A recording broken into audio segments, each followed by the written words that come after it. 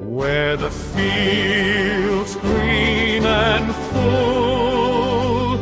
that our songs raise renew,